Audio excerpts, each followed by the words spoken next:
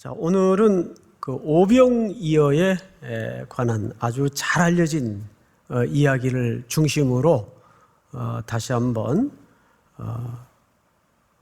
2021년이라는 새로운 시간 속에 던지는 주님의 메시지는 뭘까를 초점으로 말씀을 좀 나누도록 하겠습니다.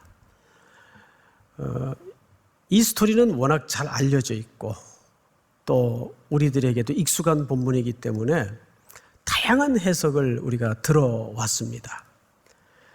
또 그 해석들이 다 부분적으로는 일리가 있어요. 근데 그 중에 제일 그 합리성 또 이성주의에 기초한 좀 황당한 해석들도 있습니다. 그냥 성경에 쓰여 있는 대로 예수님은 이 사건을 통해서 우리들에게 어떤 그 팩트 이상의 부요한 메시지를 드러내고 싶었던 걸까? 여기에 우리가 조금 접근을 해보면 뜻밖의 놀라운 주님의 마음을 만날 수가 있습니다. 자, 그런 차원에서 첫 절인 13절을 봅시다. 예수께서 들으시고 배를 타고 떠나사, 자, 잠깐 절을 보실까요? 예수께서 들으시고 그랬어요. 그럼 앞에 어떤 들었던 이야기와 오늘 전개될 사건은 연결고리나 맥락을 갖고 있을 거란 말이죠. 무슨 얘기를 들었을까요? 헤롯의 궁궐에서 일어난 세례 요한의 끔찍한 참수형의 소식을 들은 거예요. 세례 요한이 죽으면 사실상 막 이제 아문이 드리워지고 있는 예수님을 향한 죽음의 그림자를 사실상 예표한 사건입니다. 요한이 그렇게 죽었듯이 이제 요한이 오리라 가르쳤던 그 메시아가 그렇게 죽을 것이라는 것을 암시해 주는 거예요. 예수님이 그 소식을 들으시고 어디로 가셨나를 잘 보세요. 13절을 보니까 배를 타고 떠나서 따로 어디로 가셨어요? 빈들. 마태도 마가도 누가도 이 세 복음을 공관복음이라고 하죠. 요한복음은 따로 제외를 하더라도 다 빈들로 가셨다고 설명합니다. 근데 빈들이에요. 무엇과 대조를 위한 절묘한 배치되는 그림일까요? 헤롯 궁궐과 배치되는 그림이에요. 세례 요한이 일상을 살았던 그 빈들로 예수님도 들어가십니다. 그런데 그 빈들로 사람들이, 무리들이 뭔가를 절실히 허기가 진 채 따라 찾아와요. 그 내용을 좀 읽어보십시다. 무리가 듣고 여러 고을로부터 걸어서 따라간지라. 자, 우리 14절 다 같이 시작. 예수께서 나오사 큰 무리를 보시고 불쌍히 여기사 그 중에 있는 병자를 고쳐 주시니라. 네. 저기서 애어른 장애를 가진 자들 할 것 없이 막 몰려오니까 예수님이 그 무리를 보시고 제일 먼저 어떻게 했다고 되어 있죠? 불쌍히 여기사 스플랑크니조마이. 여러분들에게 몇 번 나누었던 본문이죠. 불쌍히 여기사. 이 스플랑크니조마이는 사실 제사를 드릴 때 제물의 내장을 자르다 태우다 라는 고대 어의를 담고 있습니다. 그래서 스플랑크니조마이라는 불쌍히 여기다라는 말은 정확히 이런 의미로 형성이 됩니다. 헬라 말로는 창자가 끊어지는 아픔. 히브리인들은요, 독특하게도 이 우리 몸 안에 장기의 그 감정의 좌소가 있다고 믿었어요. 사실. 근데 그 정서가 놀랍게도 우리 민족의 정서와 같아요. 우리도 그런 말을 하죠. 너 간이 부었구나. 그럼 무슨 말인지 우리 알잖아, 그죠? 아유 배알이 꼴린다 이런 말 하고 간이 콩알만해졌다. 뭐 이런 내장 장기를 유비해서 감정을 표현하는 한국말이 굉장히 많아요. 그런데 이 똑같은 정서가 유대인들에게도 담아져 있는 거죠. 그래서 여기 스플랑크니조마이라는 불쌍히 여기다라는 의미는 정확하게 창자가 동갈이 나는 아픔. 동갈이 난다가 무슨 말인지 아시죠? 이게 사실은 경상도 말인데 끊어지는 아픔이다 그 말이. 모든 우리의 구원과 하나님의 역사와 기적은 불쌍히 여기심부터 시작이 되는 겁니다. 그리고 그 다음에 아주 중요한 얘기가 있는데 잘 보세요. 불쌍히 여기사 그 중에 있는 병자를 고쳐주니라. 할렐루야. 예수님이 이 땅에 오셔서 집중적으로 하신 세 가지 사역이, 첫째는 가르치는 사역이에요. 디다케. 두 번째는 선포하는 사역이에요. 캐리구마. 마지막 세 번째는 치료하시는 사역이에요. 가르치고 전파하고 치료하시는 사역이었어요. 근데 이 치료는 사실상 굉장히 포괄적인 개념입니다. 불쌍히 여기사 그들을 치료하시니라. 자, 그 얘기를 이제 어떻게 실제적으로 하시는가를 보십시다. 자, 몇 절을 보시냐 하면 15절. 우리 다 같이 읽겠습니다. 시작. 저녁이 되매 제자들이 나와 이르되 이곳은 빈들이요 때도 이미 저물었으니 우리를 보내어 마을에 들어가 먹을 것을 사 먹게 하소서.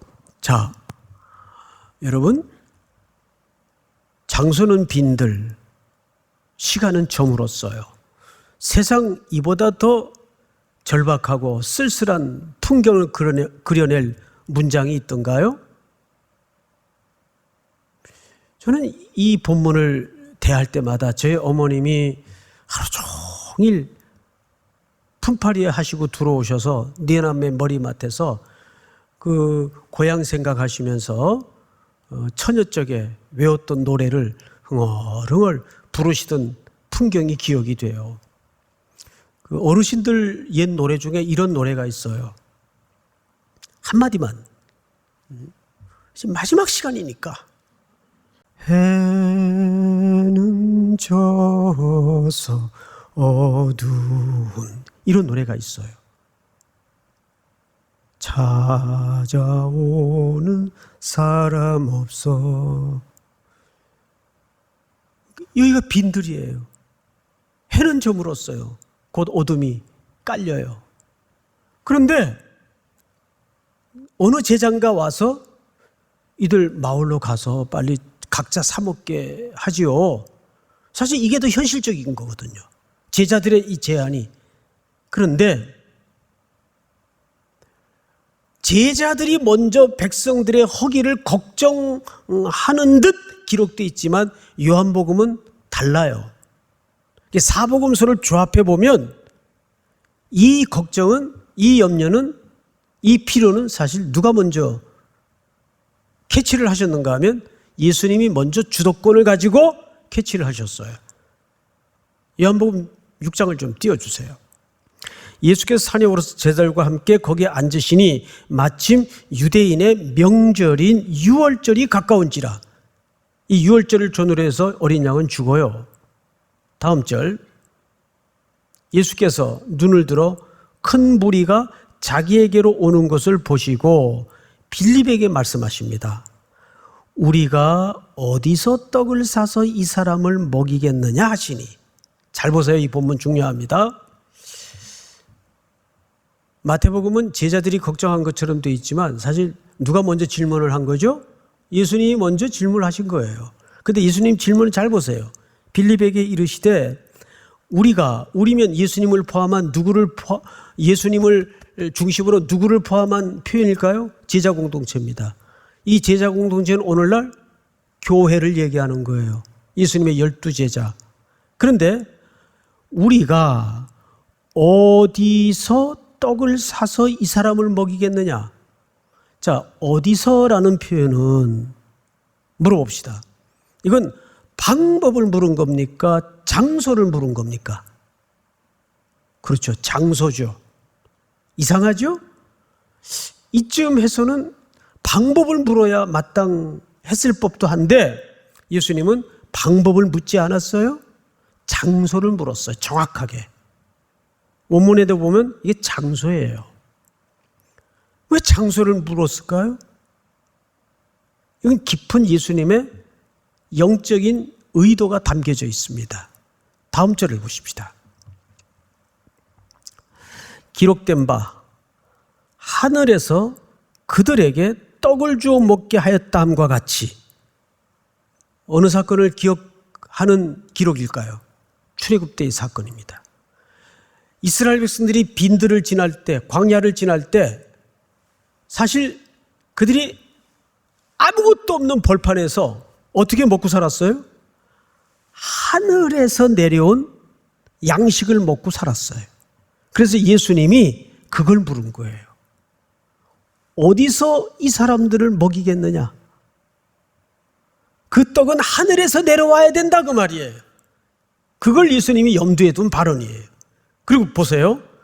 함과 같이 우리 조상들은 광야에서 만나를 먹었나이다. 자, 다음 절 보실까요?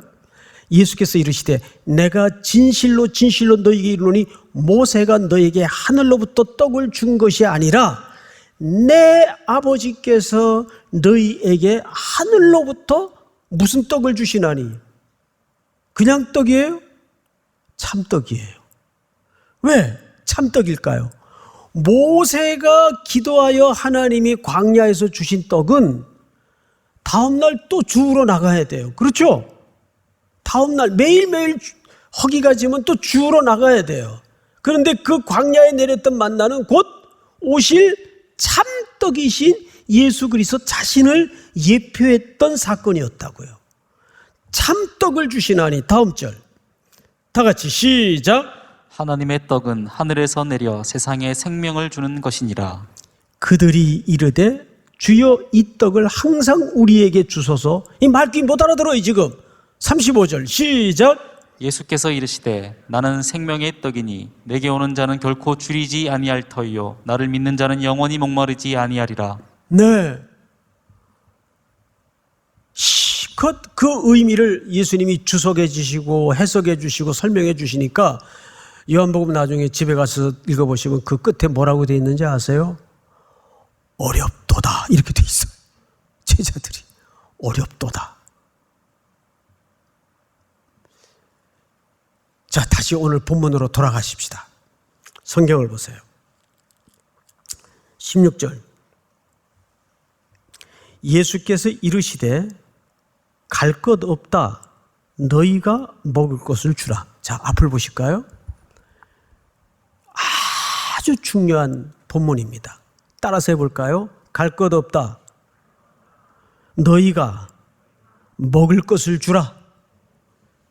자, 이 말은 오늘 본문의 척추와 같은 본문이에요. 중심 본문이에요.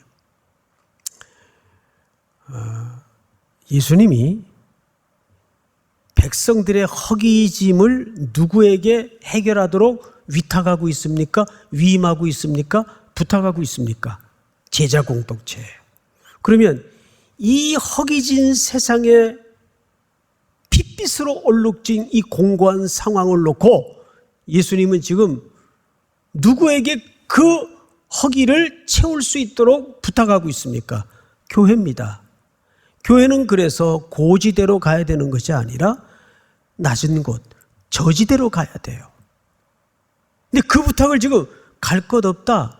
너희가 먹을 것을 주어라. 그러면 이 부탁을 들은 제자 공동체는 그것을 해결해야 되는 지금 책무가 얹어져 있어요. 그건 동시에 오늘 우리에게 던져주시는 책무예요. 너희가 먹을 것을 주라. 그러자 어떤 일이 벌어지는가를 잘 보세요.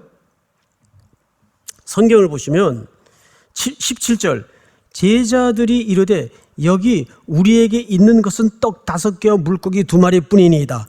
자, 아주 그 유명한 오병이어가 여기 등장을 합니다.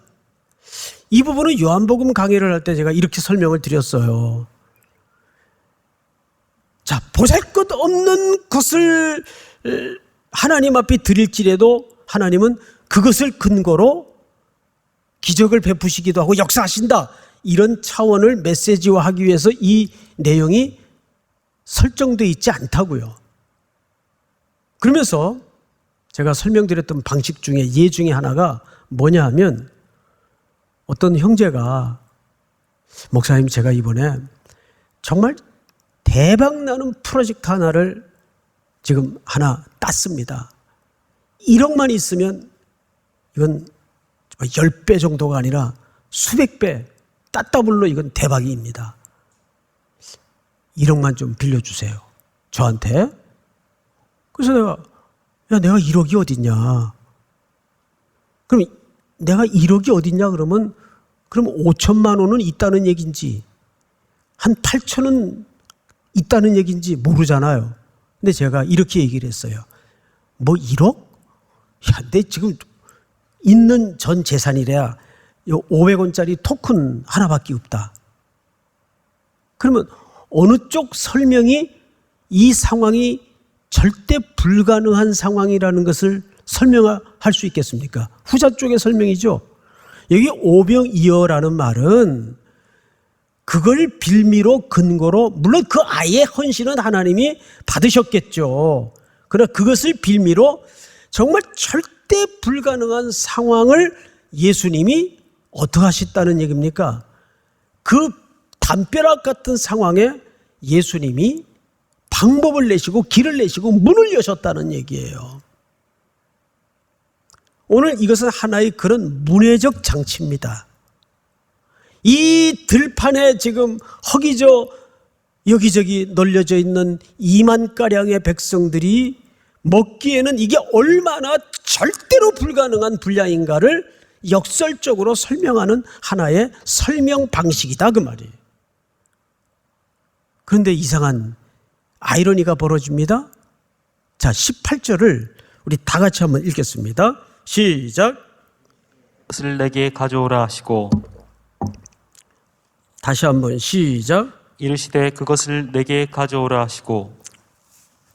마태, 마가, 누가, 요한 중에 이 본문은 마태만 기록을 하고 있어요. 자, 이것이 중요합니다. 마태는 과연 여기서 뭘 강조하고 싶었던 걸까? 분명 예수님이 16절에서 너희가 먹을 것을 주라 그랬어요. 그러면 누구 보고 해결하라는 얘기입니까? 제자들에게 맡겼어요.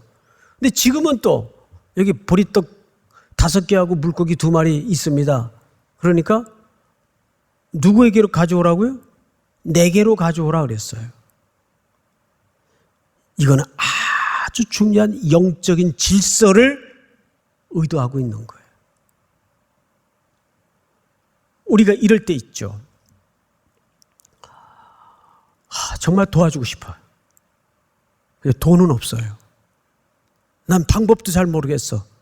그러면 이건 내 몫은 아닌가 보다.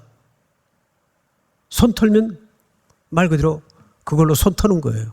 그런데 그 어떤 이들의 어떤 현장에 절실한 문제를 내가 맞닥뜨렸을 때 우리는 머릿속에는 너희가 먹을 것을 주라. 이게 쟁쟁쟁쟁쟁쟁 거려요.